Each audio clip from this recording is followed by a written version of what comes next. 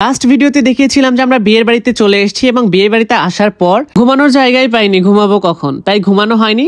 আর এদিকে দেখুন গোসল করা শুরু হয়ে গেছে, অর্থাৎ বরকে গোসল করাবে, বরকে গোসল করায় যেগুলো ফর্মালিটিস আছে গ্রামের, সেগুলো ফর্মালিটিস সবকিছুই হচ্ছে, দেখতে পাচ্ছেন হলুদ টলুদ আর কি বাড়তেছে, তারপর পান টান দিয়ে যেগুলো ডালা যেভাবে সাজানো হয় সেভাবে সাজাচ্ছে এবং বরকে নিয়ে এসে গোসল করানো হবে।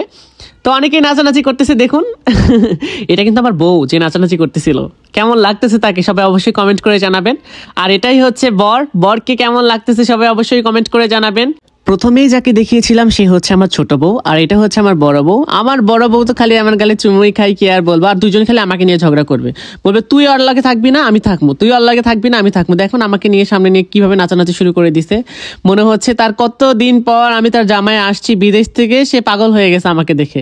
তো তাকে দেখে আমার খুব ভালো লাগতেছিল যে সে কত মজা নিয়ে কত আনন্দ নিয়ে নাচানাচি করতেছে। আমি ইটস আ জোক, মানে মজা করলাম। দুইটাই হচ্ছে আমার নানু হয়, আর নানুকে তো ডার্লিং বলা যায় তাই না। তো সব মিলিয়ে অনেক অনেক মজা লাগতেছিল যে এই দেশের বিয়েটা এত ইন্টারেস্টিং, খুব ভালো লাগতেছিল। তারপর বরের মুখ হলুদ টলুদ দিয়ে মাখায় ফেলছিল, মুখটা ধুয়ে ফেললো।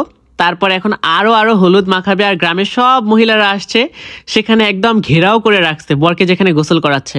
আমার তো মনে মনে এইটাই হচ্ছিল, আল্লাহ বরের না শ্বাসকষ্ট হয়ে যায়। সবাই অনেক খুনসুটি আর অনেক ফানি ফানি কথা বলে মজা নিচ্ছে এবং গোসল করাচ্ছে বরকে। আর বরের মুডটা এতটা অফ কেন বুঝতেছিলাম না। তারপর আমি শুনলাম যে না, আমার এই মামাটা নাকি একটু গোমরামুখই থাকে। আল্লাহ আল্লাহ আল্লাহ আল্লাহ আল্লাহ, বর পড়ে যাচ্ছিল, ও মাই গড। যদি আমরা সবাই মিলে বরকে না ধরতাম, বরের পড়ে যেত, মাজায় ভেঙে যেত। তো বরিশালের সেই ঐতিহ্যবাহী যে ভাইরাল আঞ্চলিক যে বিয়ের গানগুলো রয়েছে, সেগুলো গান শুনিয়ে শুনিয়ে সবাই গোসল করালো বরকে। গোসলের প্রসিডিউরটা এখানে শেষ। এখন বরকে একটু মিষ্টি মুখ করানো হচ্ছে। কি কারণে বলেন তো গাইস? কারণ বরযাত্রী এখন রওনা দিবে, আর বরকে রেডি করানো ইতোমধ্যে হয়ে যাচ্ছিল ভিতরে। আর বাইরে পালকিওয়ালার আসছিল, পালকি দিয়ে বিয়ে হবে গাইস। পালকিওয়ালার দেখুন হোয়াট এ মুভমেন্টস, সে যে কিভাবে নাচতেছিল কি আর আপনাদের সবাইকে আমি বলবো। তার নাচগুলো অনেক ইন্টারেস্টিং ছিল, ভালো লাগতেছিল, তার সাথে সবাই অনেক নাচানাচি করতেছিল। আমি জীবনেও পালকি দিয়ে বিয়ে দেখিনি, এটা আমার লাইফে ফার্স্ট টাইম।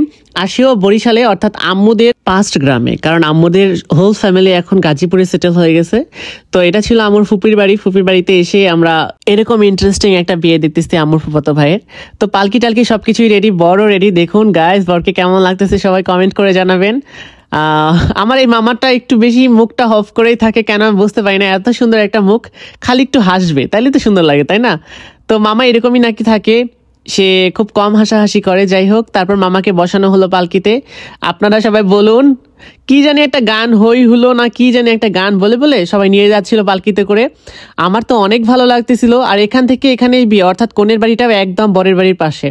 তো সেজন্য আমরা সবাই হেঁটেই যাচ্ছিলাম, আর বর পালকিতে যাচ্ছিল। আর সাইড দিয়ে তো অনেক অনেক ক্যামেরাম্যান, ডেকোরেশনটা অনেক অনেক ভালো ছিল বিয়ে বাড়ির। একদম প্রায় আধা কিলোমিটার রাস্তা জুড়ে সাজানো হয়েছিল। তো তারপর আমরা চলে আসলাম কনের বাড়িতে। এক এক করে এখন সবাইকে নামানো হচ্ছে। বরের সাথে এসেছিল একটা পিচ্চি, আমি বলতে পারবো না সেটাকে। এই ভিডিওটা এই পর্যন্তই ছিল। নেক্সট ভিডিওতে আমি দেখাবো যে কনের বাড়িতে যে আমরা কি খেলাম আর কি হই হুল্লোড় সেখানে হলো।